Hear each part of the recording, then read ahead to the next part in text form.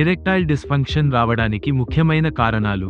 Erectile dysfunction అనేక శారీరక, మానసిక, హార్మోనల్ మరియు జీవనశైలి కారణాల వల్ల కలుగవచ్చు. 1.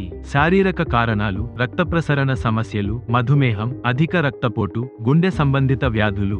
హార్మోనల్ అసమతుల్యత: టెస్టోస్టెరోన్ తగ్గిపోవడం, థైరాయిడ్ సమస్యలు.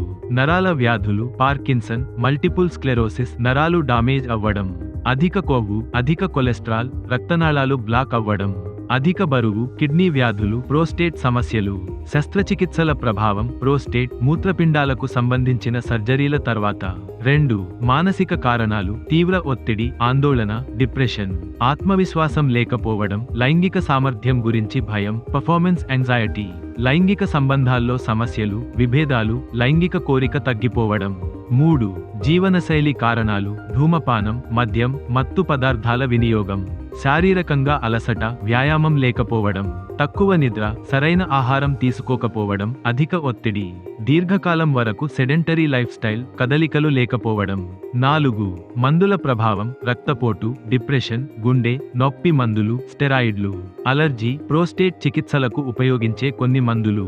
మీరు కూడా ఇలాంటి సమస్యలతో బాధపడుతుంటే ఆలస్యం చేయకుండా వెంటనే ట్రీట్మెంట్ రేంజ్ హాస్పిటల్ను సంప్రదించండి.